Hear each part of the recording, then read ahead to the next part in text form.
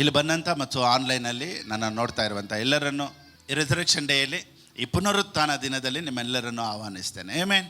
ನಿಮಗೆ next future ಗೊತ್ತಾದರೆ ಮಾತ್ರನೇ, ನಿಮಗೆ ನಡೆಯೋದೇನು ಆಗುವಂಥದ್ದೇನು ಅಂತ ಗೊತ್ತಾದರೆ ಮಾತ್ರನೇ ಈ ಸಮಯ, ಈ ಟೈಮು ನಿಮ್ಮ ಜೀವನ ಹೆಂಗಿರುತ್ತೆ ಅಂದರೆ you will enjoy your life. Amen. ನಿಮ್ಗೆ ಧೈರ್ಯ ಇರುತ್ತೆ, ನೀವು ನಡೆಯೋ ಸ್ಟೈಲ್ ಬೇರೆ ಇರುತ್ತೆ, ನೀವು ಬಾಳೋ ಸ್ಟೈಲೇ ಬೇರೆ ಆಗಿರುತ್ತೆ. ಒಂದು ಯಾವಾಗ ಅಂದರೆ ನೆಕ್ಸ್ಟ್ ಏನು ನಡೆಯುತ್ತೆ ಅಂತ ನಿಮ್ಗೆ ಗೊತ್ತಾದರೆ ಮಾತ್ರನೇ. Praise the lord. ನೋಡಿ, ಒಂದು ಉದಾಹರಣೆ ಹೇಳ್ತೀನಿ. ಈಗ ಒಂದು ಕಂಪನಿಯಲ್ಲಿ ಕೆಲಸಕ್ಕೆ ಹೋಗ್ತಾರೆ.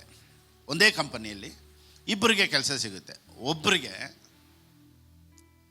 ಸ್ಯಾಲ್ರಿ ತಿಂಗಳಿಗೆ 10,000, ಇನ್ನೊಬ್ರಿಗೂ ಅದೇ ಕಂಪನಿ ಅದೇ ಕೆಲಸ ತಿಂಗಳ ಸಂಬಳ 1,00,000. ಇಬ್ಬರೂ ಕೆಲಸಕ್ಕೆ ಹೋಗ್ತಾರೆ. ಇಬ್ಬರು ಹೋಗುವಂಥ ವಿಧ ಹೆಂಗಿರುತ್ತೆ? ಬೇರೆ ಬೇರೆ ಥರ ಇರುತ್ತೆ. ಇಬ್ಬರು ಒಂದೇ ಕಂಪನಿಗೆ ಹೋಗ್ತಾರೆ, ಒಂದೇ ಕೆಲಸ ಮಾಡ್ತಾರೆ.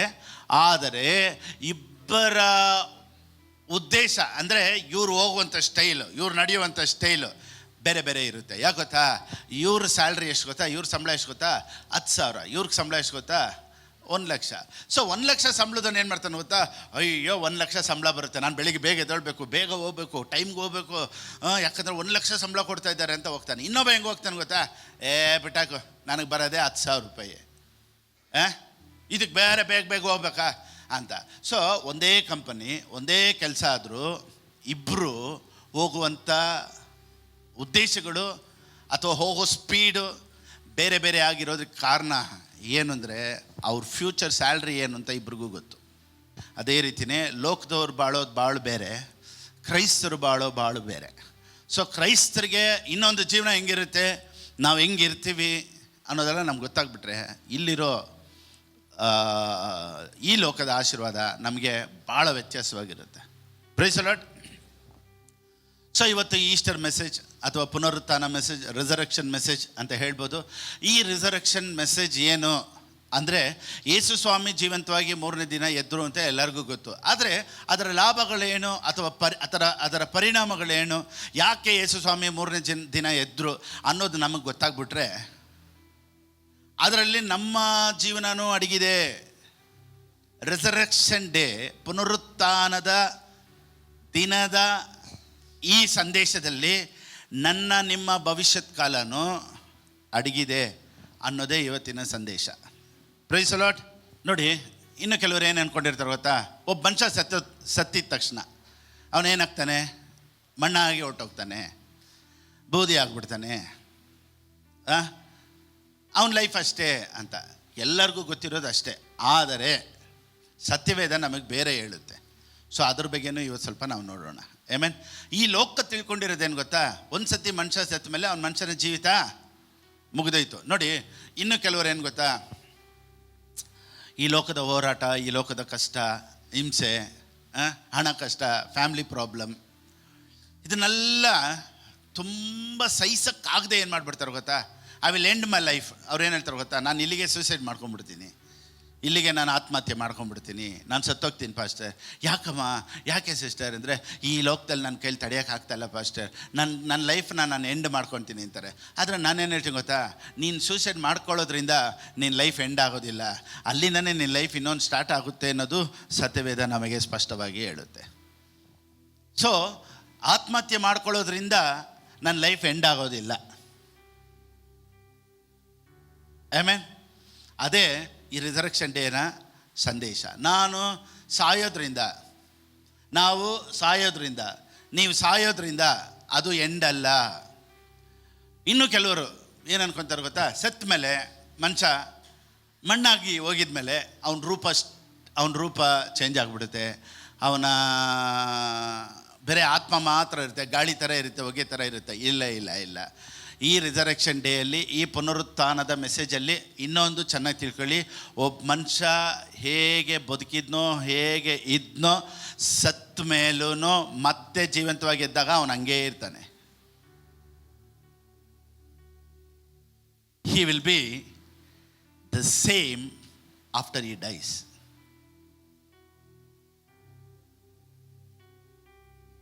ಓಕೆ, ಇವಾಗಲೇ ಎಲ್ಲ ನಾಕೌಟ್ ಆಗಿಬಿಟ್ಟಿದಂಗೈತೆ.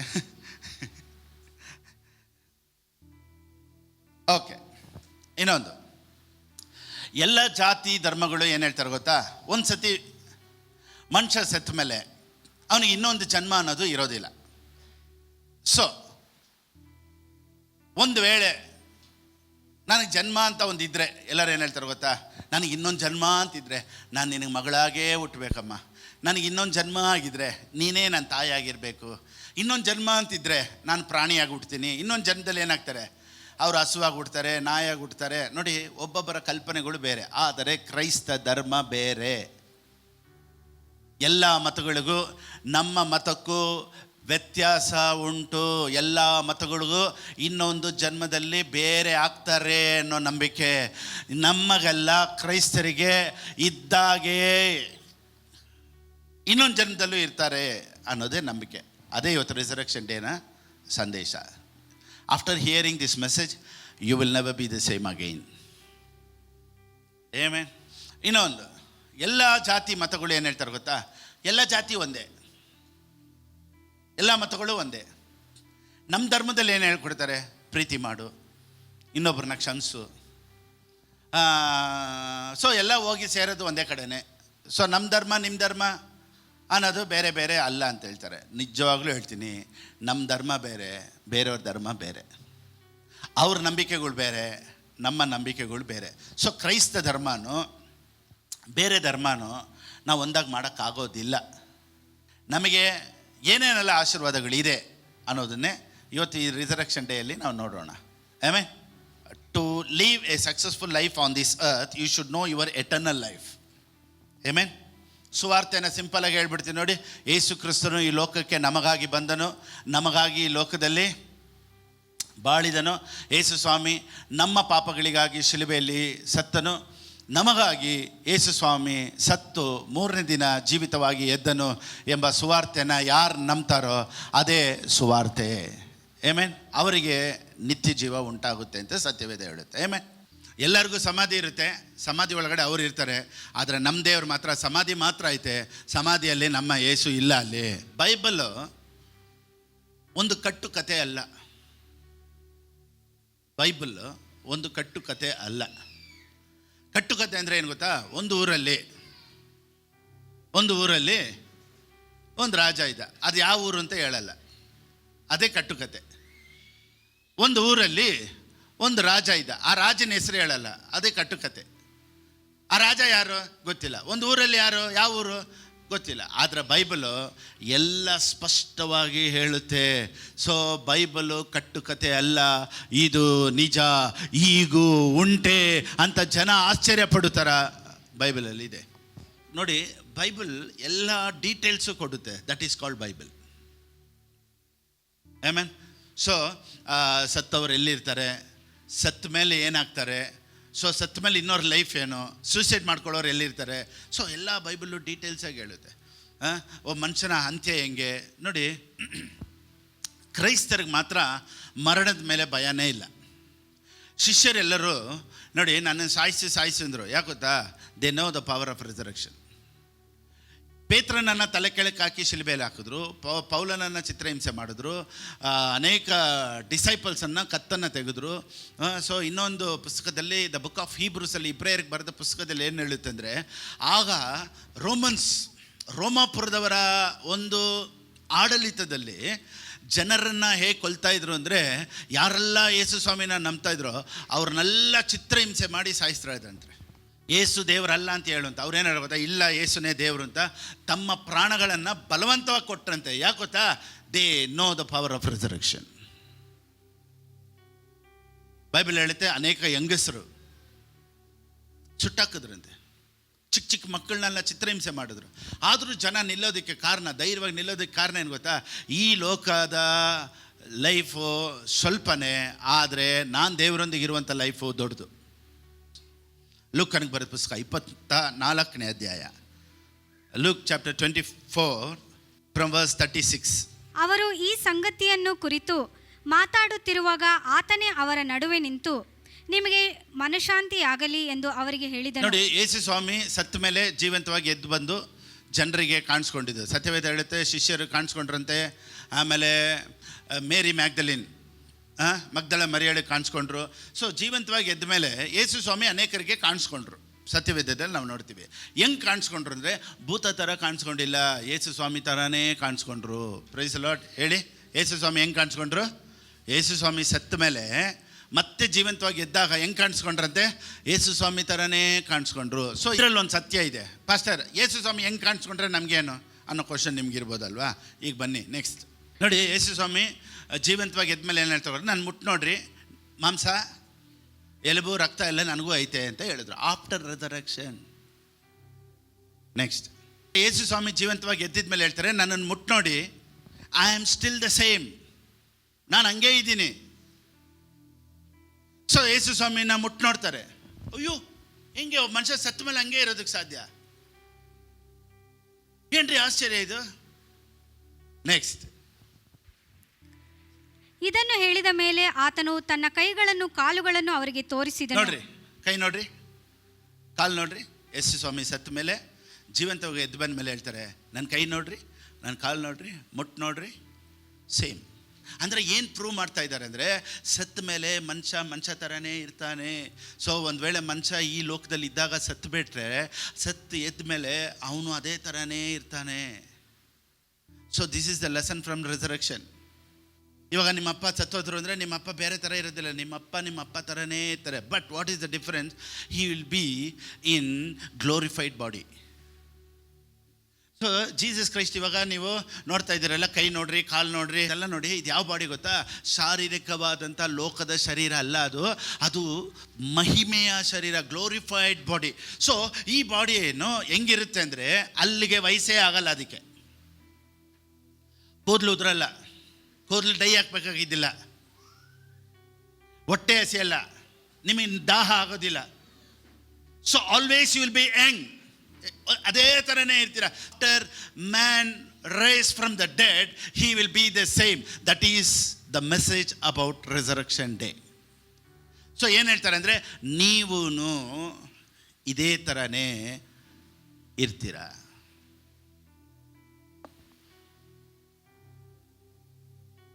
ಈ ಲೋಕದವ್ರು ನಂಬೋದೇನು ಗೊತ್ತಾ? ಒಂದು ಸತಿ ಮನುಷ್ಯ ಸತ್ತೋಗ್ಬಿಟ್ರೆ ಅವನು ಮಣ್ಣಿಗೆ ಮಣ್ಣಾಗಿ ಹೋಗ್ಬಿಡ್ತಾನೆ, ಅವನು ಬೂದಿ ಆಗ್ಬಿಡ್ತಾನೆ, ಅವನು ಎಲುಬಿಗೆ ಎಲುಬು ಆಗ್ಬಿಡ್ತಾನೆ, ಅವನು ಸ್ಕೆಲಿಟನ್ ಆಗ್ಬಿಡ್ತಾನೆ ಅನ್ನೋದು ಬೇರೆ ಧರ್ಮದ ನಂಬಿಕೆ.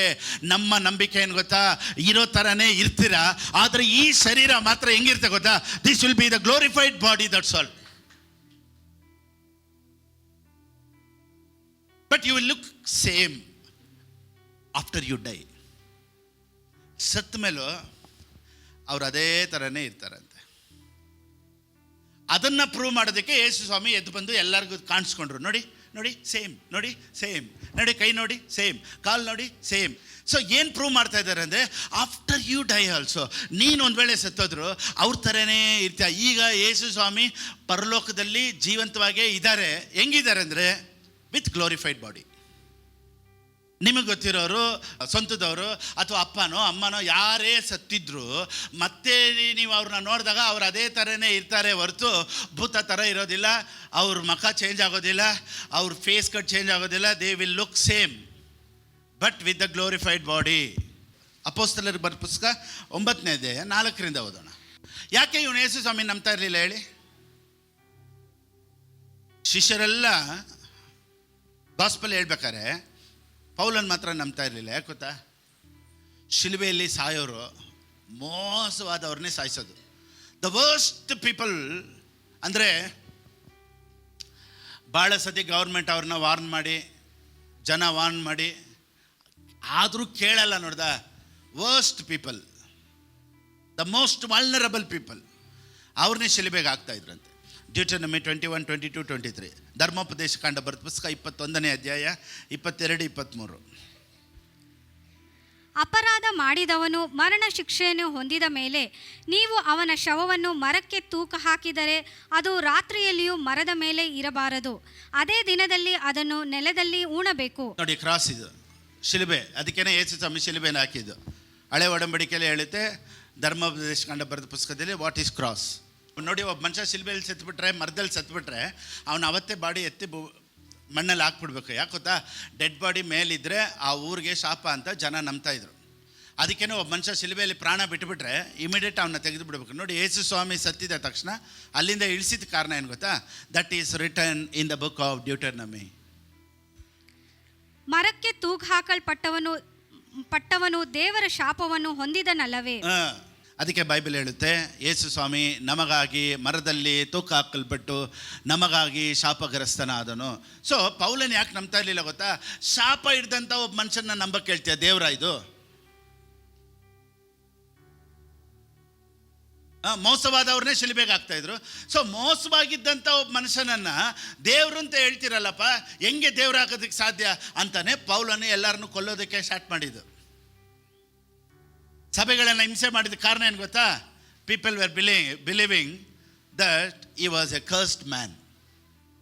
ಕಳ್ಳ, ಕೊಲೆಗಾರ, ಇಂಥವ್ರನ್ನೇ ಶಿಲುಬೆಗೆ ಹಾಕ್ತಾ ಇದ್ರು. ಸೊ ಇಂಥ ಕಳ್ಳ ಕೊಲೆಗಾರನ ದೇವ್ರಂತ ಹೇಳ್ತಿರಲ್ಲ ಅಂದ್ಬಿಟ್ಟೆ ಪೌಲನು ಎಲ್ಲರಿಗೂ ವಿರುದ್ಧವಾಗಿ ನಿಂತಿದ್ದು. But when he saw Jesus, ಯೇಸು ಸ್ವಾಮಿನ ಯಾವಾಗ ಅವನ ಮೇಲೆ ನೋಡಿದ್ನೋ, ನಾನೇ ಯೇಸು ಕ್ರಿಸ್ತನಂತ ಯಾವಾಗ ಹೇಳ್ಬಿಟ್ರೋ ಅವತ್ತಿಂದ ಇವನ್ ಲೈಫ್ ಚೇಂಜ್ ಆಗೋಯ್ತು. So Jesus was same, is voice was same after many years. ಎಷ್ಟೋ ವರ್ಷಗಳಾದರೂ ಯೇಸು ಸ್ವಾಮಿ ಅದೇ ಥರನೇ ಇದ್ರು. ಏನು ಇದ್ರನ್ನ ಪಾಸ್ಟರ್, ಯೇಸು ಸ್ವಾಮಿ ಜೀವಂತವಾಗಿ ಎದ್ರೆ ನನಗೇನು ಸಂಬಂಧ? ಎಷ್ಟು ವರ್ಷ ಆದರೂ ನಿಮ್ಮಪ್ಪ ಥರನೇ ಕಾಣಿಸ್ತಾರೆ. ಎಷ್ಟು ವರ್ಷ ಆದರೂ ನಿಮ್ಮಮ್ಮ ಥರನೇ ಕಾಣಿಸ್ತಾರೆ. ಎಷ್ಟು ವರ್ಷ ಆದರೂ ನಿಮ್ಮ ಅಣ್ಣ ಥರನೇ ಕಾಣಿಸ್ತಾರೆ. ಅಲ್ಲಿ ಯಾವ ಚೇಂಜಸ್ಸು ಇರೋದಿಲ್ಲ. They will look same but there will be no feelings. ಅಯ್ಯೋ ಇದು ನಮ್ಮ ಅಣ್ಣ ಅನ್ನೋ ಫೀಲಿಂಗ್ಸ್ ಇರೋದಿಲ್ಲ ಅಷ್ಟೇ. Because that is glorified body. ಇನ್ನೂ ಸ್ವಲ್ಪ ಹೋಗ್ತಾ ದ ಬುಕ್ ಆಫ್ ರೆವಲೇಷನ್ಗೆ ಹೋದರೆ ನಿಮಗೆಲ್ಲ ಅರ್ಥ ಆಗುತ್ತೆ ಬೇಗ. ಈಗ ನೋಡಿ, ಪ್ರೀಚಿಂಗಿಂದ ದೇವರು ನನಗೆ ಟೀಚಿಂಗ್ ಕೊಟ್ಟಿದ್ದಾರೆ. ನಾವು the anointing is teaching anointing. ನಾವು ಈಗ ನೆಕ್ಸ್ಟ್ ಯೋಬನಿಗೆ ಬರೆದ ಪುಸ್ತಕ 19ನೇ ಅಧ್ಯಾಯ. 23ರಿಂದ ಇಲ್ಲಿ ಒಂದು ವಿಶೇಷವಾದಂಥ ಸಂದೇಶ ಯೋಬನ ಹೇಳೋದನ್ನು ಕೇಳೋಣ. 23ರಿಂದ ಓದಮ್ಮ. ಆಹಾ, ನನ್ನ ಮಾತುಗಳನ್ನು ಬರೆದಿಟ್ಟರೆ ಎಷ್ಟೋ ಲೇಸು. ಯೋಬನ ಹೇಳ್ತಾನೆ, ಆಹಾ ನನ್ನ ಮಾತುಗಳನ್ನು ಬರೆದಿಟ್ಟರೆ ಎಷ್ಟೋ ಲೇಸು, ಪುಸ್ತಕದಲ್ಲಿ ಲೇಖಿಸಿದರೆ ಎಷ್ಟೋ ಮೇಲು. ಅಯ್ಯೋ ಇದನ್ನು ಪುಸ್ತಕದಲ್ಲಿ ಬರೆದಿದ್ರೆ ಎಷ್ಟೋ ಲೇಸು. ಕಬ್ಬಿಣದ ಕಂಟಕದಿಂದ ಬಂಡೆಯ ಮೇಲೆ ಕೆತ್ತ ಸೀಸನ ಎರೆದು ಶಾಶ್ವತ ಶಾಸನವಾಗಿ ಮಾಡಿದರೆ ನನಗೆ ಎಷ್ಟೋ ಉಪಕಾರ. ಪುಸ್ತಕದಲ್ಲಿ ಬರೆದಿದ್ರೆ, ಕಬ್ಬಿಣದ ಮೇಲೆ ಬರೆದಿದ್ರೆ, ಇದನ್ನು ಕೆತ್ತಿದ್ರೆ ಎಷ್ಟೋ ಚಂದ. ಏನಂತ ಇಂಪಾರ್ಟೆಂಟ್ ವಿಷಯನ ಯೋಬನ ಹೇಳಕ್ಕೆ ಬರ್ತಾ ಇದ್ದಾನೆ ಅನ್ನೋದು ಕೆಳಗಡೆ ಇದೆ, ಓದಿ. ನೋಡಿ, ಇಲ್ಲಿ NLT ಟ್ರಾನ್ಸ್ಲೇಷನ್ ಹೇಳುತ್ತೆ, and after my body has decayed yet in my body I will see God. How? ಹೆಂಗಪ್ಪ? After my body as decayed ಅಂದರೆ ಹುಳ ಎಲ್ಲ ತಿಂದುಬಿಡ್ತು, ಶರೀರ ಇಲ್ಲ, ಎಲ್ಲ ಹಾಳಾಗೋಯ್ತು. ಒಬ್ಬ ಮನುಷ್ಯ ಸತ್ತೋಗಿದ್ಮೇಲೆ ಚೆನ್ನಾಗಿ ತಿಳ್ಕೊಳ್ಳಿ, ಈಗ ಯಾರೆಲ್ಲ ಸತ್ತೋದ್ರೋ ಸಾಯ್ತಾರೋ ಅವ್ರ ಮನುಷ್ಯನ ಬಾಡಿ ಶರೀರ ಎಲ್ಲ ಹುಳ ತಿಂದು ಹಾಳಾದರೂ ಮತ್ತೆ ಅದೇ ಶರೀರದಲ್ಲೇ ಮತ್ತೆ ಎದ್ದೇಳ್ತಾರಂತೆ. ಅದೇ ಶರೀರದಲ್ಲಿ ಮತ್ತೆ ಎದ್ದುಬಿಟ್ಟು ದೇವ್ರ ಮುಂದೆ ನಿಲ್ಲಬೇಕು. ಎಲ್ಲರೂ ನಿಲ್ತಾರೆ. ಇದೇ ಕ್ರೈಸ್ತ ಧರ್ಮದ ಸಂದೇಶ. ಎಲ್ಲ ಜಾತಿದವರು, ಎಲ್ಲ ಮತದವ್ರು ಏನು ಹೇಳ್ತಾರೆ ಗೊತ್ತಾ? ಇನ್ನೊಂದು ಜನ್ಮ ಇದ್ದರೆ ನಾನು ನಾಯಾಗಿ ಹುಡ್ತೀನಿ, ನೀನು ತಾಯಾಗಿ ಹುಟ್ಟು, ನಾನು ಮಗುವಾಗಿ ಹುಡ್ತೀನಿ, ನಾನು ಬೆಕ್ಕಾಗಿ ಹುಡ್ತೀನಿ, ನೀನು ಅದಾಗಿ ಹುಟ್ಟುತ್ತೀಯ, ಇದಾಗಿ ಹುಟ್ಟುತ್ತೀಯ. ಆದರೆ ಕ್ರೈಸ್ತ ಧರ್ಮದ ಸಂದೇಶ ಏನು ಗೊತ್ತಾ? ಈಗ ನೀನು ಹೆಂಗೆ ಸಾಯ್ತೀಯೋ ಅದೇ ಥರನೇ ಮತ್ತೆ ಜೀವಂತವಾಗಿ ಎದ್ದೊಳ್ತೀಯ, but in the glorified body. ನೋಡಿ 27. ಕಣ್ಣಾರೆ ಕಾಣುವೆನು, ನಾನಾಗಿ ನೋಡುವೆನು. ನಾನಾಗೇ ನೋಡ್ತೀನಿ. ಯಾವಾಗ? ಸತ್ತು ಅವನು ಮಣ್ಣಾಗಿದ್ಮೇಲೆ ಅವನಾಗೇ ನೋಡ್ತಾನಂತೆ. This is called gospel. ಮತ್ತೊಬ್ಬನಾಗಿ ಅಲ್ಲ. Oh my god. ಸೊ ಇವಾಗಲೂ ಹಿಂಗೆ ಇರ್ತಾರೆ, ಸತ್ತ ಮೇಲೂ ಹಂಗೆ ಇರ್ತಾರೆ. ಅದಕ್ಕೆ ಸಾಯಕ್ಕೆ ಕ್ರೈಸ್ತರು ಎದುರಲ್ಲ. ಶಿಷ್ಯರನ್ನ ಹೇಳಿದ್ರು, ಕತ್ತರಿಸ್ಬಿಡ್ತೀನಿ ಗಾಸ್ಪಲ್. ಕತ್ತರಿಸು, ನಾನು ಇವಾಗ ಸತ್ತರೆ ತಿರ್ಗಾ ಅದೇ ಥರ ಇನ್ನೊಂದು. ನೋಡಿ, ಪೇತ್ರನ್ನ ಸಾಯಿಸಿದ್ಮೇಲೆ ಪೇತ್ರ ಏನೇ ಗೊತ್ತಾ? ಸಾಯಿಸು, ನಾನು ಇನ್ನೊಂದು ಪೇತ್ರನಾಗಿ ಮತ್ತೆ ಹಂಗೆ ಇರ್ತೀನಿ. ಅದಕ್ಕೇನೆ ಪ್ರಾಣ ಕೊಟ್ಟರು. ಅವಾಗೆಲ್ಲ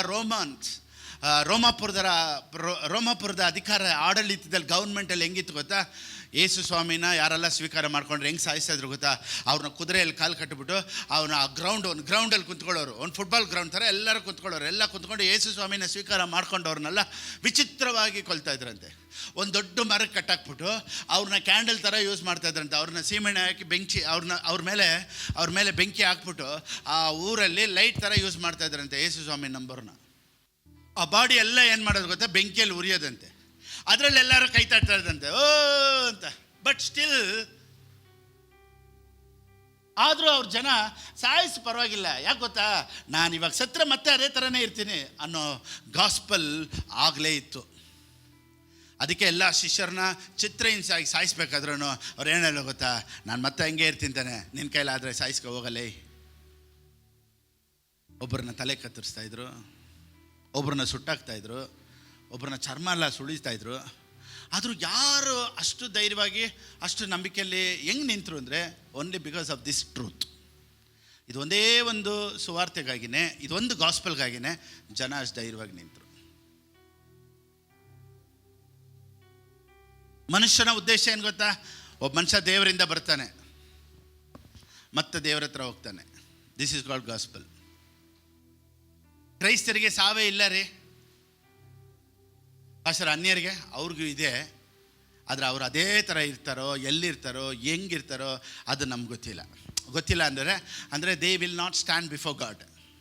ಈ ಸುವಾರ್ತೆನ ಸ್ವೀಕಾರ ಮಾಡ್ಕೊಳ್ದೇ ಇರೋರು they will not stand before the God. ಯೇಸು ಸ್ವಾಮಿನ ಸ್ವೀಕಾರ ಮಾಡ್ಕೊಂಡಿರೋರು ಮಾತ್ರನೇ ಯೇಸು ಸ್ವಾಮಿ ಮುಂದೆ ಇನ್ನೊಂದು ಸತಿ ಅದೇ ರೀತಿಯಾಗಿ ನಿಲ್ಲೋದಕ್ಕೆ ಸಾಧ್ಯ. ಅದಕ್ಕೆ ಗಾಸ್ಪಲ್ ಸುವಾರ್ತೆ ಅನ್ನೋದು ತುಂಬ ತುಂಬ important, very very important. If you hear this gospel, ಈ ಸುವಾರ್ತೆನ ಕೇಳಿದವರೆಲ್ಲ ಮತ್ತೆ ಜೀವಂತವಾಗಿ ಎದ್ದು ದೇವ್ರ ಮುಂದೆ ಹಾಗೇ ನಿಲ್ತಾರೆ. ಈ ಸುವಾರ್ತೆ ಮೇಲೆ ನಂಬಿಕೆ ಇಲ್ಲದೆ ಇರೋರ್ಗೆ ಮಾತ್ರನೇ ಬೆಂಕಿ, ಗಂಧಕ ಅದೆಲ್ಲ ಇರುತ್ತೆ. ಸೊ ಕ್ರೈಸ್ತರಿಗೆ ಇಲ್ಲಿ ಬಾಳೋದು, ಸಂಪಾದನೆ ಮಾಡೋದು, ಮನೆ ಕಟ್ಟೋದು, ಕಾರ್ ಇಟ್ಕೊಂಡಿರೋದು, ಗಾಡಿ ಇಟ್ಕೊಂಡಿರೋದು, ಅಲ್ಲೆಲ್ಲನೂ ಒಂದು ದಿವಸ ಹಂಗೆ ಟಪ್ ಟಪ್ ಟಪ್ ಅಂತ ಚೇಂಜ್ ಆಗಿಬಿಡುತ್ತೆ. ಹಂಗಂದ್ರೆ ಪಾಸ್ಟರ್ ದುಡ್ಡು ಇಟ್ಕೊಳ್ಳೋದು ತಪ್ಪ, ಆಶೀರ್ವಾದವಾಗಿರೋದು ತಪ್ಪ ಅಂದರೆ ಈ ಲೋಕದಲ್ಲಿ ಆಶೀರ್ವಾದ ಅನ್ನೋದು ಬಹಳ ಬಹಳ ಬಹಳ ಬಹಳ ಮುಖ್ಯ. ಯಾಕೆ ಅಂತಲೂ ನಾನು ಹೇಳ್ತೀನಿ. ಯಾಕೆ ಅಂತ ಹೇಳ್ಬಿಟ್ರೆ ನಿಮ್ಗೆ ಗೊತ್ತಾಗ್ಬಿಡುತ್ತೆ. ನೋಡಿ, the most important truth I will tell you again. Come on. The book of Revelation chapter 14 verse 13. ನಾನು ಕರ್ನಾಟಕದಲ್ಲಿರುವಂಥ ಪಾಸ್ಟರ್ ವೆಂಕಟೇಶ್ ಅವರು ಸತ್ತಂಥ ಆ ಸಮಯದಲ್ಲಿ ನಾನು ಆ ಕುಟುಂಬನ ಹೋಗಿ ಸಂಧಿಸಿದಾಗ ಅವ್ರನ್ನ ನೋಡಿದಾಗ ಅವರ ಮಧ್ಯದಲ್ಲಿ ಈ ವಾಕ್ಯನ ಮಾತಾಡೋದಕ್ಕೆ ದೇವ್ರ ಕೃಪೆ ಮಾಡಿದ್ರು. ಇದನ್ನೇ ನಾನು ಅಲ್ಲಿ ಶೇರ್ ಮಾಡಿದ್ದು. ಸೊ ಇವತ್ತು ನಾನು ಅದನ್ನು ಇಲ್ಲಿ ಶೇರ್ ಮಾಡ್ತೀನಿ. ಓದಿಮ್ಮ. ಪರಲೋಕದಿಂದ ಒಂದು ಶಬ್ದವು ನನಗೆ ಕೇಳಿಸಿತು. ಅದು ಇಂದಿನಿಂದ ಕರ್ತನ ಭಕ್ತರಾಗಿ ಸಾಯುವವರು ಧನ್ಯರು ಎಂಬುದಾಗಿ ಬರೆ ಎಂದು ನನಗೆ ಹೇಳಿತು. ಯಾರ್ರೀ ಧನ್ಯರು ಲೋಕದಲ್ಲಿ? ಯೇಸು ಸ್ವಾಮಿನ ಸ್ವೀಕಾರ ಮಾಡ್ಕೊಂಡಿರೋರಲ್ಲ, ಕರ್ತನನ್ನು ಸ್ವೀಕಾರ ಮಾಡ್ಕೊಂಡಿರೋರೆಲ್ಲರೂ ಧನ್ಯರು. ನೆಕ್ಸ್ಟ್. ಅದಕ್ಕೆ ಆತ್ಮನು, ಹೌದು ಅವರು ಧನ್ಯರೇ, ಅವರು ಧನ್ಯರೇ, ಅವರ ಕಷ್ಟ ತೀರಿತು, ಅವರ ಕಷ್ಟ ಎಲ್ಲ ತೀರಿತು, ಅವರಿಗೆ ವಿಶ್ರಾಂತಿ ಆಗುವುದು, ಅವರಿಗೆ ವಿಶ್ರಾಂತಿ ಆಗುವುದು. Rest in piece, RIP. ಅವರ ಸುಕೃತ್ಯಗಳು ಅವರೊಡನೆ ಬರುವವು ಎಂದು ಹೇಳುತ್ತಾರೆ. ಅವರ ಸುಕೃತ್ಯಗಳು ಅವರೊಡನೆ ಬರುವವು. ಮನುಷ್ಯ ಸತ್ತೋದ, ಆದರೆ ಏನು ಜೊತೆಲೇ ಹೋಗುತ್ತಂತೆ? ಅವನು ಮಾಡಿದ ಕೆಲಸ ಎಲ್ಲ ಅವನ ಜೊತೆನೇ ಬರುತ್ತಂತೆ. ಓ ಮೈ ಗಾಡ್. ನೋಡಿ, ಇದು ಒಂದು ರೆವಲ್ಯೂಷನ್ ನಿಮ್ಗೆ ಗೊತ್ತಾಗ್ಬಿಟ್ರೆ ನೀವು ಹಾಕೋ ದುಡ್ಡು ಎಲ್ಲೂ ಹೋಗಲ್ಲ ಅನ್ನೋದು ನಿಮ್ಗೆ ಚೆನ್ನಾಗಿ ಗೊತ್ತಾಗ್ಬಿಡುತ್ತೆ. ಯಾವುದೆಲ್ಲ ಮನುಷ್ಯ ಒಳ್ಳೇದು ಮಾಡ್ತಾನೋ ಅದು ಅವನ ಜೊತೆಗೆ ಪರಲೋಕಕ್ಕೆ ತಿರ್ಗಾ ಹೋಗುತ್ತಂತೆ. ನಾವು ಎಂಥ ಪ್ರೀಚಿಂಗ್ ಕೇಳಿಬಿಟ್ವಿ. ಏನು ತಂದಿಲ್ಲ ಹುಟ್ಟುವಾಗಲೇ, ಒಯ್ಯೋದೇನಿಲ್ಲ ಹೋಗುವಾಗಲೇ. ಬರ್ಬೇಕಾದ್ರೂ ಏನು ತಂದಿಲ್ವಂತೆ, ಹೋಗ್ಬೇಕಾದ್ರೂ ಏನು ತೊಗೊಂಡೋಗಲ್ವಂತೆ. ಇಂಥ ಸತ್ಯ ಕೇಳಿದ ಮೇಲೆ ನಮ್ಮ ಮೈಂಡಿಗೆ ಏನು ಬಂದ್ಬಿಡ್ತಂದರೆ, ಏನೂ ತಂದಿಲ್ಲ, ಏನೂ ತೊಗೊಂಡೋಗಲ್ಲ, ಇಲ್ಲೂ ನನಗೇನು ಬೇಡ. I came with nothing. I am going back with nothing. So in this earth, I don't want nothing. ಅದಕ್ಕೆ ಹೇಳೋದು, ನೀವು ಯಾವ ಸತ್ಯನ ಕೇಳ್ತಿರೋ ಆ ಸತ್ಯಕ್ಕೆ ತಕ್ಕನಂಗೆ you will work for that.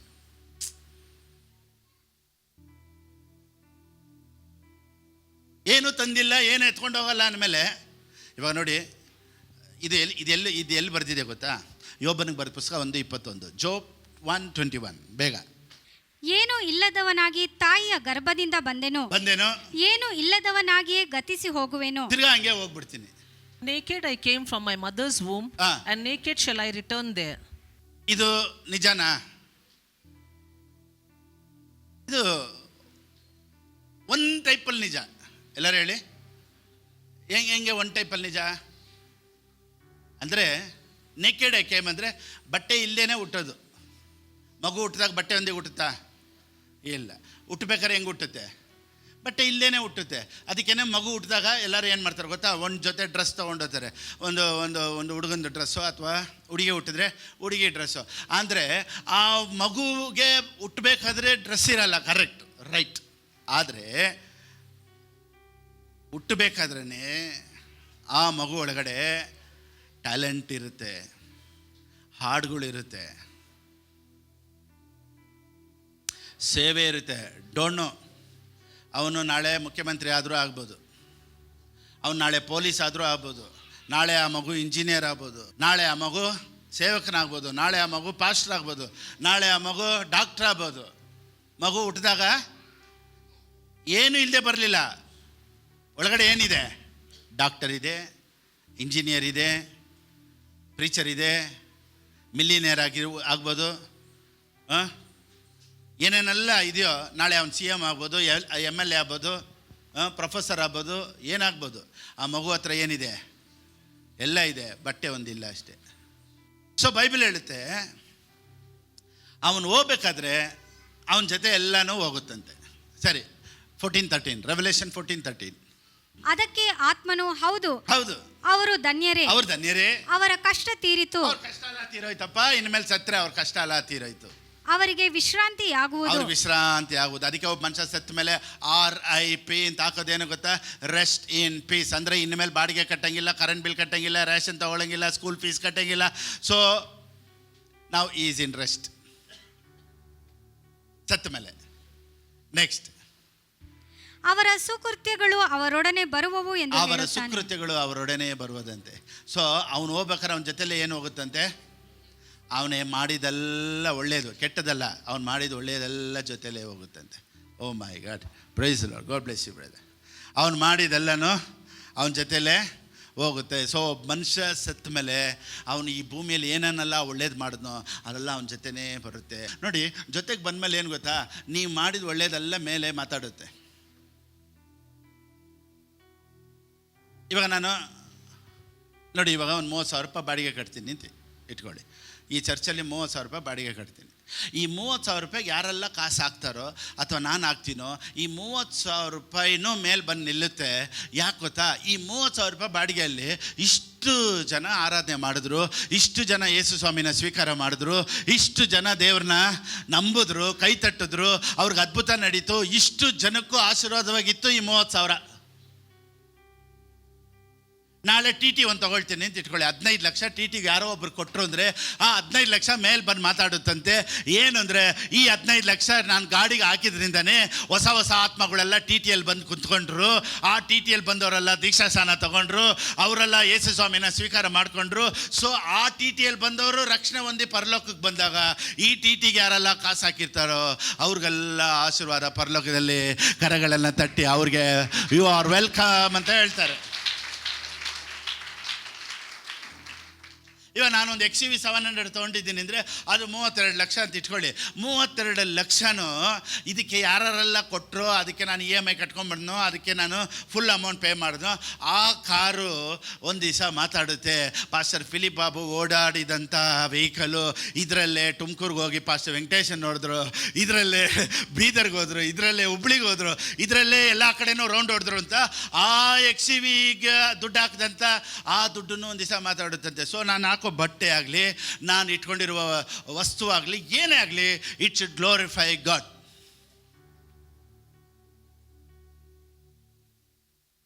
So ನಾನು ಸೇವೆಗೆ ಅಂತ ಹೋಗ್ತೀನಿ, ನನಗೆ XUV ಬೇಡ, ನಾನು BMW ತೊಗೊಂಡ್ರು ತಪ್ಪಿಲ್ಲ, ಆಡಿ ತೊಗೊಂಡ್ರು ತಪ್ಪಿಲ್ಲ, ಬೆನ್ಸ್ ತೊಗೊಂಡ್ರು ತಪ್ಪಿಲ್ಲ, because it is for the gospel. ಅದಕ್ಕೆ ದೇವ್ರು ಹೇಳ್ತಾರೆ, ನೀನು ಚೆನ್ನಾಗಿ ಅನ್ಭವಿಸ್, ಬೇಕಾದ್ರೆ ಹೆಲಿಕಾಪ್ಟರ್ ತಗೋ. ಯಾರಾದರೂ ಒಂದು ಫ್ಲೈಟ್ ಕೊಡಿಸ್ತಾರಾ? Don't worry, take it, because it's for the gospel. So ಏನೇ ಇರಲಿ, ನಮ್ಮ ಹತ್ರ ಏನೇ ತಗೋ, it should be for the kingdom of God. ಅದು ದೇವರ ರಾಜ್ಯಕ್ಕಾಗಿ ಬರಬೇಕು. ಇವಾಗ ನೀವು ಒಂದು ಗಾಡಿ ತೊಗೊಂಡ್ರೆ ಅಂತ ಇಟ್ಕೊಳ್ಳಿ, ಆ ಗಾಡಿಯಲ್ಲಿ ಒಂದು 4 ಜನ ಗಾಡಿಯಲ್ಲಿ ಕುಂತ್ಕೊಂಡ್ರೆ ಆ ಗಾಡಿ ಒಂದು ದಿವಸ ಮಾತಾಡುತ್ತೆ. ಏನಂದರೆ, ಈ ಗಾಡಿಯಲ್ಲಿ 4 ಜನ ಚರ್ಚಿಗೆ ಬಂದು ಹೋದ್ರಲ್ಲ, ಅದನ್ನು ಮಾತಾಡುತ್ತೆ ಅಲ್ಲಿ. ಅದಕ್ಕೆ ಸತ್ಯವೇದ ಹೇಳುತ್ತೆ, ಅವರ ಸುಕೃತ್ಯಗಳು ಅವರೊಂದಿಗೆ ಬರುತ್ತಂತೆ. ಸೊ ಏನು ತಂದಿಲ್ಲ ಅನ್ನೋದು ತಪ್ಪು, ಏನೂ ತಗೊಂಡು ಹೋಗಲ್ಲ ಅನ್ನೋದು ಅಷ್ಟೇ. ಈ ಡಾಕ್ಟ್ರಿನೇ ತಪ್ಪು ಅಂತ ಎತ್ತಾಕ್ಬಿಡಿ. ಏನೋ ತಂದಿಲ್ಲ ಅನ್ನೋದು ತಪ್ಪೆ, ಏನೋ ತೊಗೊಂಡೋಗಲ್ಲ ಅನ್ನೋದು ತಪ್ಪೆ. ಬರ್ತಾ ನಾನು ಪ್ರೀಚರಾಗಿ ಬಂದಿದ್ದೀನಿ, ಬರ್ತಾ ನಾನು ಅನಾಯಿಂಟೆಡ್ ಆಗಿ ಬಂದಿದ್ದೀನಿ, ಬರ್ತಾ ನೀವು ಒಂದು ಸಿಂಗರಾಗಿ ಬರ್ಬೋದು, ಬರ್ತಾ ನೀವು ಕರೋರ್ಪತಿಯಾಗಿ ಬರ್ಬೋದು, ಬರ್ತಾ ನೀವು ಲಕ್ಷಾಧಿಪತಿಯಾಗಿ ಬರ್ಬೋದು. You may be born in the poor family, but you are rich with abilities. ನೀವು ಬಡವರ ಕುಟುಂಬದಲ್ಲಿ ಹುಟ್ಟಿರ್ಬೋದು, ಆದರೆ ನಿಮ್ಮೊಳಗಡೆ ಇದೆಯಲ್ಲ ಜ್ಞಾನ, ಅದಕ್ಕೆ ಎಷ್ಟು ಲಕ್ಷ ಕೊಟ್ಟರು ಸಾಲಲ್ಲ. ಒಬ್ಬರು ಡಿಪ್ರೆಷನ್ ಆಗ್ಬಿಡ್ತಾರೆ, ಒಬ್ಬರು ನೋಡಿ ಬುದ್ಧಿ ಇರೋದಿಲ್ಲ, ಒಬ್ರಿಗೆ ಉಸಿರಾಟ ಬರೋದಿಲ್ಲ. ಒಂದು ಸತಿ ಹಾಸ್ಪಿಟ್ಲಲ್ಲಿ ಅಡ್ಮಿಟ್ ಮಾಡಿ ನೋಡಿ, ಒಂದು ದಿವಸ ಆಕ್ಸಿಜನ್ಗೆ ಎಷ್ಟು ತೊಗೊಳ್ತಾರೆ ನೋಡಿ. ಲಿವರ್ ಕಿಡ್ನಿ ಕರೆಕ್ಟಾಗಿ ಫಂಕ್ಷನ್ ಆಗ್ಬೇಕಾದ್ರೆ ಒಂದು ದಿವಸಕ್ಕೆ ಡಯಾಲಿಸಿಸ್ಗೆ ಎಷ್ಟು ತೊಗೊಳ್ತಾರೆ ನೋಡಿ. ಹಾರ್ಟ್ನ ಒಂದು ಸತಿ ರೆಡಿ ಮಾಡೋಕ್ಕೆ, ಓಪನರ್ ಸರ್ಜರಿನೋ ಅಥವಾ ಸ್ಟಂಟ್ ಇಡೋದಕ್ಕೆ ಹಾಸ್ಪಿಟ್ಲಲ್ಲಿ ಬಿಲ್ ಎಷ್ಟಾಗುತ್ತೆ ನೋಡಿ.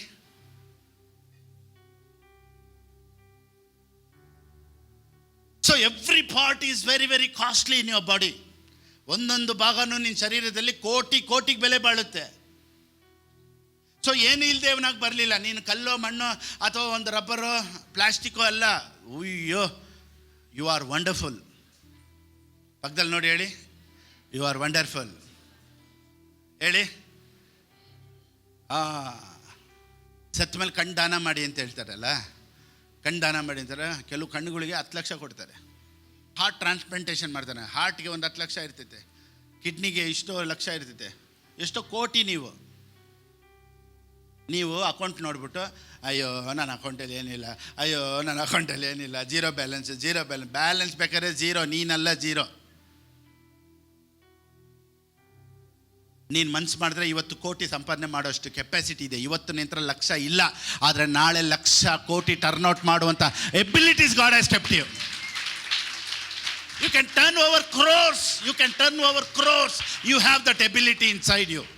ಸೊ ನಾನು ಏನು ಇಲ್ಲದೆ ಬಂದೆ ಅನ್ನೋದು ರಾಂಗ್ ಸ್ಟೇಟ್ಮೆಂಟ್. ಮತ್ತೆ ಏನು ತಗೊಂಡು ಹೋಗಲ್ಲ ಅನ್ನೋದು wrong statement. What will follow? So ಮನುಷ್ಯ ಸತ್ತ ಮೇಲೆ ಅವ್ನು ಮಾತ್ರ ಹೋಗಲ್ವಂತೆ,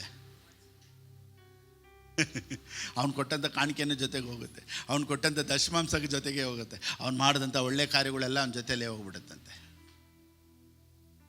They are blessed indeed, for they will rest from their hard work, for their good deeds follow them. None of what they have done is wasted. Message translation. Last. None of what they have done is wasted. None of what they have done is wasted. God blesses them for it. God blesses them for it all in the end. ಅವ್ರು ಏನೇನೆಲ್ಲ ಮಾಡಿದ್ರು. ಇವತ್ತು ನಾನು preach ಮಾಡ್ತಾ ಇದ್ದೀನಿ ಅಂದರೆ ಇದಕ್ಕೊಂದು ಚಪ್ಪಾಳೆ ಪರಲೋಕದಲ್ಲಿ ಇದೆ. ಇಷ್ಟು ನಾನು ಟೈಮ್ ಇಲ್ಲಿ ಕೊಟ್ಟಿದ್ದೀನಿ ಅಂದರೆ ಇದಕ್ಕೆ ಚಪ್ಪಾಳೆ ಅಲ್ಲಿದೆ. ನಾನು ಆನ್ಲೈನಲ್ಲಿ ಮಾತಾಡ್ತಾ ಇದ್ದೀನಿ, ನಾನು ಯೂಟ್ಯೂಬಲ್ಲಿ ಮಾತಾಡ್ತಾ ಇದ್ದೀನಿ, ನಾನು ಫೇಸ್ಬುಕ್ಕಲ್ಲಿ ಮಾತಾಡ್ತೀನಿ. God will honour me. Oh my God. ಅದಕ್ಕೆ ಹೇಳಿದೆ, ಈ ಮೈಕ್ ಬೇಡಪ್ಪ, 1 ಲಕ್ಷ ಮೈಕ್ ಕೊಡಿಸ್ಬೇಕು ಅಂದರೆ ನೀವು ಧಾರಾಳವಾಗಿ ಎತ್ಕೊಂಬಂದು 1 ಲಕ್ಷ ಕೊಡಬೇಕು. ಯಾಕೋತಾ, ಆ ಮೈಕ್ ಒಂದು ದಿವಸ ನೀನು ಕೊಡಿಸಿದ್ದು ಮಾತಾಡುತ್ತೆ. ಯಾಕೋತಾ, ಈ ಮೈಕಿಂದ ಕುವೈಟು, ದುಬೈ, ಕರ್ನಾಟಕ ಎಲ್ಲ ಕಡೆ ಈ ಮೈಕಿಂದ ಸೌಂಡ್ ಹೋಯ್ತಲ್ಲ. God will bless for the sowing of ಮೈಕಿಗೆ ಇವಾಗ ನೀವು 1 ಲಕ್ಷ ಕೊಡ್ತೀರ ಅಂತ ಇಟ್ಕೊಳ್ಳಿ. ಆ 1 ಲಕ್ಷ ಒಂದು ದಿವಸ ನಿನ್ನ ಜೊತೆ ಮಾತಾಡುತ್ತೆ, ದೇವ್ರ ಹತ್ರ ಮಾತಾಡುತ್ತೆ. ಇವನು ಕೊಟ್ಟಿದ್ದ ಕಾಸೆ ಇವತ್ತು ಫೇಸ್ಬುಕ್ಕು ಯೂಟ್ಯೂಬಲ್ಲಿ ಬಂದಿದ್ದು ಅಂತ.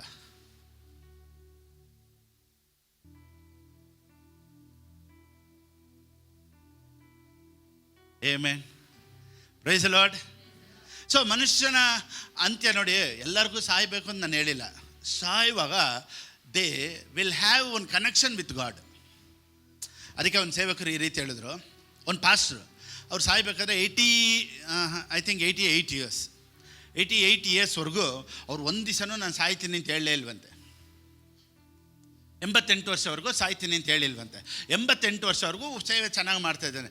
88 ವಯಸ್ಸಾದಾಗ ಅವ್ರಿಗೆ ಒಂದು ಇಂಟಿಮೇಷನ್ ಹೊರಗಡೆ ಬಂತಂತೆ. Okay, it's enough, you come. So 88 ವಯಸ್ಸಲ್ಲಿ ಅವಾಗ ಅವ್ರ ಮಕ್ಕಳ ಹತ್ರ ಹೇಳಿದ್ರಂತೆ ಅವರು,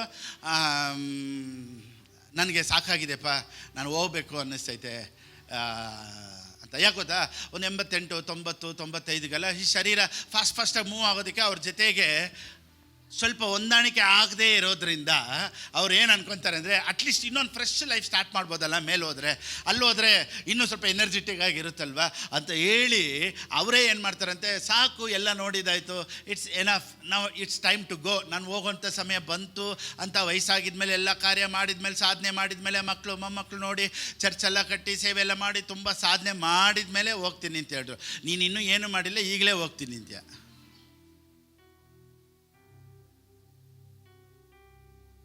ಆವಾಗ 88 ಇಯರ್ಸಲ್ಲಿ ಅವ್ರ ಒಳಗಡೆ ಒಂದು ಒಂದು ಒಂದು ಒಂದು ಮೈಂಡಲ್ಲಿ ಅವ್ರ ಆತ್ಮದಲ್ಲಿ ಸ್ಪಿರಿಟಲ್ಲಿ ಗೊತ್ತಾಯ್ತಂತೆ, ನಾವು ಇಟ್ಸ್ ಟೈಮ್ ಟು ಗೋ. ಅವಾಗ ಅವ್ರ ಮಕ್ಕಳನ್ನ ಕರೆದ್ರಂತೆ, ಅಪ್ಪ ನಾನು ಹೋಗ್ತೀನಿ ಅಂತ. ಅವ್ರ ಮಗ ಹೇಳಿದ್ರಂತೆ, ಅಪ್ಪ ನೀನು ಇಷ್ಟು ವರ್ಷ ಹೋಗ್ತೀನಿ ಅಂತ ಹೇಳಿಲ್ವಲ್ಲ, ಯಾಕೆ ಈ ಮಾತನ್ನು ಹೇಳ್ತಾ ಇದ್ದೆ? ಇಲ್ಲಪ್ಪ, ನನಗೆ ಗೊತ್ತಾಗ್ತೈತೆ, God is calling me. So 88 ಇಯರ್ಸಲ್ಲಿ ಇಲ್ಲಪ್ಪ ಬೇಡ ಅಂತ ಹೇಳಿದ್ರು. ಆದ್ರೂ ಅವ್ರು ತುಂಬ ವೀಕ್ ಆಗ್ತಾ ಹೋದ್ರಂತೆ. ಸಡನ್ನಾಗಿ ಹಾಸ್ಪಿಟ್ಲಿಗೆ ಕರ್ಕೊಂಡು ಹೋದ್ರಂತೆ. ಹಾಸ್ಪಿಟ್ಲಲ್ಲಿ ಐ ಸಿ ಯುಲಿ ಇಟ್ಟು ವೆಂಟಿಲೇಟ್ರ್ ಇಟ್ಟರು. ವೆಂಟಿಲೇಟ್ರಿಂದ ಎಲ್ಲ ಕಿಟಕಿಯಲ್ಲಿಂದ ನೋಡ್ತಾ ಇದ್ದಾರಂತೆ, ಮಕ್ಕಳೆಲ್ಲ ಗ್ಲಾಸಿಂದ ನೋಡ್ತಾ ಇದ್ದಾರಂತೆ. ಮಕ್ಕಳಿಗೆ ಲಾಸ್ಟಾಗಿ ವೆಂಟಿಲೇಟ್ರೆಲ್ಲ ಹಾಕಿದ ಮೇಲೂ ಆ ಐ ಸಿ ಯು ಒಳಗಡೆಯಿಂದ ಮಕ್ಕಳನ್ನೆಲ್ಲ ನೋಡ್ಬಿಟ್ಟು ಬಾಯ್ ಅಂತ ಹೇಳಿದ್ರಂತೆ. ಬಾಯ್, ಎಲ್ಲರಿಗೂ ಬಾಯ್ ಹೇಳ್ಬಿಟ್ಟು ಲಾಸ್ಟಿಗೆ ಬಾಯ್ ಹೇಳಿದ ಮೇಲೆ ನಿಧಾನಕ್ಕೆ ಡಾಕ್ಟರ್ಸ್ ಬಂದು ಚೆಕ್ ಮಾಡ್ತಾ ಇದ್ದಾರಂತೆ. B P level, blood pressure level, it's going down down down down down down down down down down down down down. ಅವ್ರು ಹೇಳಿದ್ರು, ನಮ್ಮಪ್ಪ ನನ್ನ ಕಣ್ಣು ಮುಂದೆನೇ ಬಾ ಅಂತ ಹೇಳಿ ಸತ್ರು. This is Christian life.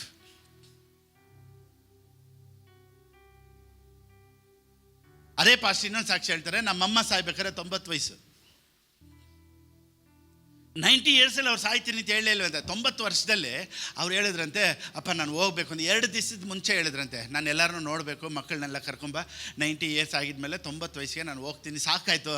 ಅಲ್ಲಾದರೂ ಹೋದರೆ ನಾನು ಇನ್ನೂ ಸ್ವಲ್ಪ ಏನು ಮಾಡ್ತೀನಿ, ಎನರ್ಜೆಟಿಕ್ ಆಗಿ ಇನ್ನೂ ಸ್ವಲ್ಪ, ಯಾಕಂದರೆ ಈ ಶರೀರ ವಯಸ್ಸಾಗೋದು, ನೋವಾಗೋದು, ಬೆನ್ನೋವು, ಕತ್ತು ನೋವು, ಕಾಲು ನೋವು ಇದೆಲ್ಲ ಕಳ್ಚಾಕ್ಬಿಡ್ತೀನಿ, ಹೊಸ ಶರೀರ ಬರುತ್ತಲ್ವ, ನಾನು ಅವಾಗ ಇನ್ನೂ ಚೆನ್ನಾಗಿರ್ತೀನಿ. So it's enough, I am going, ನಾನು ಹೋಗ್ತೀನಿ ಅಂತ ಹೇಳಿ 90 ವರ್ಷಕ್ಕೆ ಹೇಳಿದ್ರಂತೆ, ನಾವು ಇಟ್ಸ್ ಟೈಮ್ ಟು ಗೋ. ಹೇಳಿ 2 ದಿವಸ ಆಗಿದ್ಮೇಲೆ ಮಕ್ಕಳಿಗೆಲ್ಲನೂ ನಾನು ಓಟ್ ಬರ್ತೀನಿ, ಮೊಮ್ಮಕ್ಕಳನ್ನೆಲ್ಲ ನೋಡ್ಬಿಟ್ಟು ನಾನು ಹೋಗ್ತೀನಿ ಬಾಯ್ ಅಂತ ಹೇಳಿ, ಆಮೇಲೆ 2 ಡೇಸ್ ಆಗಿದ್ಮೇಲೆ ಅವ್ರು ಅವ್ರನ್ನ ಎಬ್ಬರಿಸ್ತಾರಂತೆ. They are not there. So ಒಂದು ಕ್ರಿಸ್ಟಿಯಾನಿಟಿ ಲೈಫ್ ಹಿಂಗಿರಬೇಕು. ನಾಳೆ ಸಡನ್ನಾಗಿ ಹಾರ್ಟ್ ಅಟ್ಯಾಕು, ನಾಳೆ ಆಕ್ಸಿಡೆಂಟು, ನಾಳೆ ಏನಾಗುತ್ತೋ, ಈ ಥರ ಬೈದಲ್ಲಿ ಸಾಯಬಾರ್ದು. We all know we have a great dad. ಒಬ್ಬ ಮನುಷ್ಯ ಕ್ರಿಸ್ತನಲ್ಲಿದ್ದರೆ ಅವನು ಕ್ರಿಸ್ತನಲ್ಲೇ ಇಲ್ಲೂ ಇರ್ತಾನೆ, ಅವನು ಸತ್ತ ಮೇಲೂ ಕ್ರಿಸ್ತನೊಂದಿಗೆ ಇರ್ತಾನೆ ಅನ್ನೋ ಭರವಸೆ, ನಂಬಿಕೆನೇ ಇವತ್ತಿನ ಜೀವನ ಫೈರ್ ಆಗಿ ಮಾಡೋದು. ಇವತ್ತು ನಾನು ಇಷ್ಟು ಸೇವೆ ಮಾಡ್ತೀವಿ, ಇಷ್ಟು ದೇವ್ರಿಗಾಗಿ ಏನಾದರೂ ಮಾಡಬೇಕು, ಬನ್ನಿ ಏನಾದರೂ ದೇವ್ರಿಗಾಗಿ ಮಾಡೋಣ ಅಂದರೆ ಯಾಕೆ ಗೊತ್ತಾ? Why we are doing this? We all know we are going to meet our Redeemer. We are going to meet our King. We are going to meet our Father.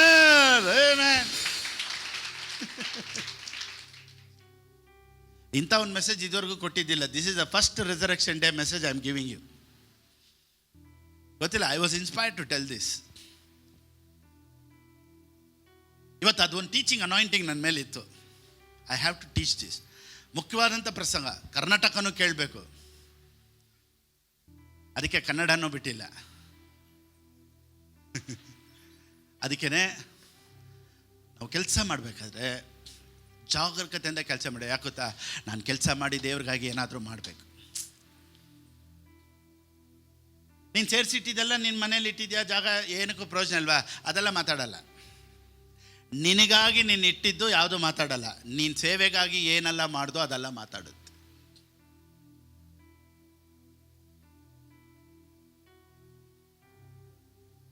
ನಾನು ಒಂದು 10,000 ಅಥವಾ 20,000 ಚಿನ್ನನೂ ಇಟ್ಟಿರ್ಬೋದು ವೇಸ್ಟಾಗಿ, but it won't come with you. But when it is useful for the gospel, ಅದು ದೇವ್ರ ರಾಜ್ಯಕ್ಕೆ use ಆದಾಗ ಅದು ಮಾತಾಡುತ್ತೆ. ಆದರೆ ನೀನು ಚಿನ್ನ ಬಿಟ್ಬಿಟ್ಟೋದ್ರೆ ಚಿನ್ನ ಥರನೇ ಇರುತ್ತೆ. So you can convert your money into gospel. ನೋಡಿ, ಇವಾಗ ಫಾರಿನ್ಗೆ ಹೋಗ್ಬೇಕು ಅಂದರೆ, ಸೊ ನೀವು ಅಮೆರಿಕಾಗೆ ಹೋಗ್ಬೇಕು ಅಂದರೆ ಇಲ್ಲಿ ಮನಿ ಎತ್ಕೊಂಡು ಇಂಡಿಯನ್ ಮನಿ ರುಪೀಸ್ನ ನೀವೆಲ್ಲ ಎತ್ಕೊಂಡು ಹೋಗೋಕ್ಕಾಗೋದಿಲ್ಲ. You have to convert into dollars. ನಿಮ್ಮ ಹತ್ರ ಎಷ್ಟೇ ಕೋಟಿ ಇರ್ಬೋದು, ಆದರೆ ಅಲ್ಲಿ ಕೆಲಸಕ್ಕಾಗಲ್ಲ. ಅಮೇರಿಕದಲ್ಲಿ ನಿಮ್ಮ ಹತ್ರ 1 ಕೋಟಿ ಇಂಡಿಯನ್ ರುಪಿ ಇದ್ದರೂ it's waste. You have to exchange it. ಅದಕ್ಕೆ ಮನಿ ಎಕ್ಸ್ಚೇಂಜ್ ಅಂತ ಹೇಳ್ತಾರಲ್ಲ. ಸೊ ಮನಿ ಎಕ್ಸ್ಚೇಂಜ್ ಮಾಡಿದ ಮೇಲೆ ಆ ಊರಲ್ಲಿ ನೀವು ಅನುಭವಿಸ್ಬೋದು. ಅದೇ ರೀತಿಯೇ ನಿಮ್ಮ ಸಂಬಳನ, ನಿಮಗೆ ಬರೋ ಬಿಸ್ನೆಸ್ನ, ನಿಮಗೆ ವರಮಾನನ you can exchange it as a good deeds.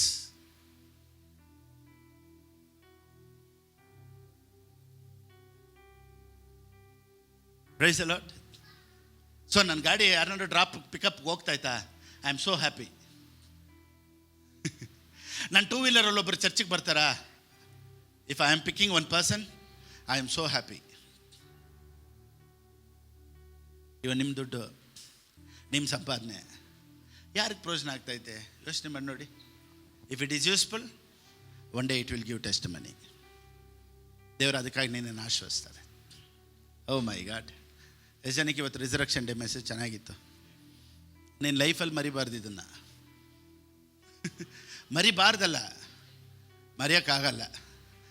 Pastor ಕೊಟ್ಟಿದ್ದಂಥ message, ನಾನಿನ್ನ ಪಾಸ್ಟರ್ ಫಿಲಿಪ್ ಬಾಬನ ಮರೆಯಲಾರೆ.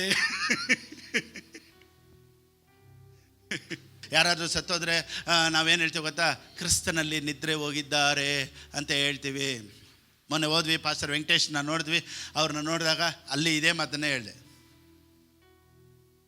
ಅವ್ರು ಮಾಡ್ದಂತ ನೋಡಿ, ಇವತ್ತು ಅವರಿಲ್ಲ.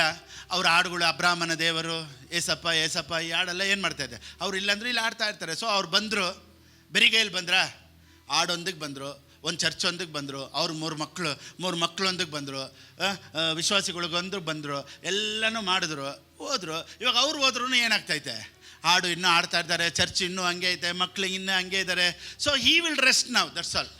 This is Christianity, this is Christian life. ನೀನು ಇನ್ನೊಂದು ಜನದಲ್ಲಿ ನಾಯಿ ಆಗ್ತೀಯೋ, ಬೆಕ್ಕಾಗ್ತೀಯೋ, ಹುಲಿ ಆಗ್ತೀಯೋ, ಆನೆ ಆಗ್ತೀಯೋ, ಇರುವೆ ಆಗ್ತೀಯೋ ಅನ್ನೋದೆಲ್ಲ ಬೇರೆ ಜಾತಿ ಧರ್ಮದ ನಂಬಿಕೆ. ನಮ್ಮ ಜಾತಿ ಧರ್ಮದ ನಂಬಿಕೆ ಏನು ಗೊತ್ತಾ, ನಾನಾಗೇ ಇರ್ತೀನಿ, ನೀನಾಗೇ ಇರ್ತೀಯ, ನಿಮ್ಮ ಮಕ್ಕಳಾಗೇ ಇರ್ತಾರೆ, ನಿಮ್ಮ ಅಪ್ಪ ಆಗೇ ಇರ್ತಾರೆ, ನಿಮ್ಮ ಅಮ್ಮ ಆಗೇ ಇರ್ತಾರೆ. That is called gospel.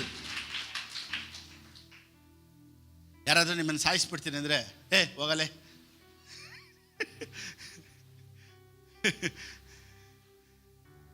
ಅದಕ್ಕೇ ಬೈಬಲಲ್ಲಿ ನಾವು ನೋಡ್ತೀವಿ, ಕ್ರೈಸ್ತರು ದೇವ್ರಿಗಾಗಿ ಪ್ರಾಣ ಕೊಟ್ಟರು. ಯಾಕೆ ಗೊತ್ತಾ, ಅವ್ರಿಗೆ ಗೊತ್ತಿತ್ತು ಇದು ಸ್ವಲ್ಪ ದಿವಸ ಟೆಂಪ್ರವರಿ. ರಿಯಲ್ ಲೈಫ್ ಏನು ಗೊತ್ತಾ, after death eternally to be with Lord. That's the reason they didn't fear for death. ಭಯನೇ ಪಡಲಿಲ್ಲ. ಸಾಯಿಸು, ಓಕೆ ಸಾಯಿಸು, ಒಂದು 2 ನಿಮಿಷ ನೋವಾಗುತ್ತೆ. Eternally I will be with God. ಅದಕ್ಕೆ ಬೋಲ್ಡ್ನೆಸ್, ಅದಕ್ಕೆ ಧೈರ್ಯ. ಸೊ ಇವತ್ತು ನಿನ್ನ ದುಡ್ಡು ಮಾತಾಡಲಿ, ನಿನ್ನ ಪ್ರಾಸ್ಪರಿಟಿ ಮಾತಾಡಲಿ, ನಿನ್ನ ಬಿಸ್ನೆಸ್ ಮಾತಾಡಲಿ ದೇವ್ರಿಗಾಗಿ. I mean, why you have to be blessed in this earth. ಯಾಕೆ ನೀನು ದೇವ್ರಿಗಾಗಿ ಆಶೀರ್ವಾದಾಗಿರ್ಬೇಕು ಗೊತ್ತಾ? ಯಾಕೆ ನೀನು ಆಶೀರ್ವಾದಾಗಿರ್ಬೇಕು ಗೊತ್ತಾ? ದೇವ್ರಿಗಾಗಿ. ಯಾಕೆ ನಿನ್ನ ಬಿಸ್ನೆಸ್ ಚೆನ್ನಾಗಿರ್ಬೇಕು ನಾವು ಪ್ರೇಯರ್ ಮಾಡ್ತೀವಿ ಗೊತ್ತಾ? ದೇವ್ರಿಗಾಗಿ. ಇವತ್ತು ಪ್ರೀಚಿಂಗ್ ಹೆಂಗಿದೆ ಗೊತ್ತಾ? Are you ready to meet Jesus? Preaching ಏನಿದೆ ಇವತ್ತು? Are you ready to meet Jesus? Jesus himself is not ready to meet you.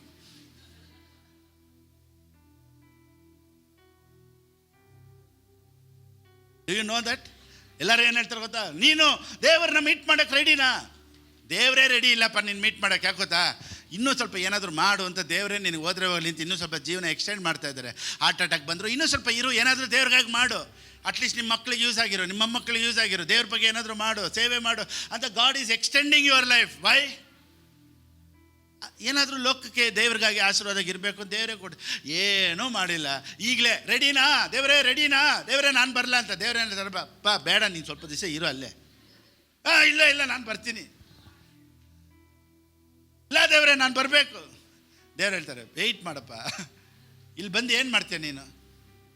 ನೋಡಿ, I have come for a purpose on this earth. All Christians who have accepted Christ, you have a purpose on this earth. ಈ resurrection ಡೇಯಲ್ಲಿ ನಾವು ಒಂದನ್ನು ಕಲ್ತ್ಕೊಳ್ಳೋಣ. ಯೇಸು ಸ್ವಾಮಿ ಜೀವಂತವಾಗಿ ಎದ್ದ ಹಾಗೆ ಎಲ್ಲ ಕ್ರೈಸ್ತರು ಎದ್ದೇಳ್ತಾರೆ ಅನ್ನೋದೇ ನಂಬಿಕೆ. God bless you.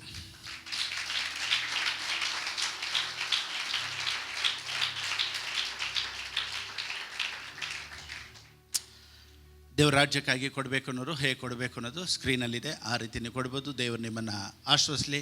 Happy resurrection day.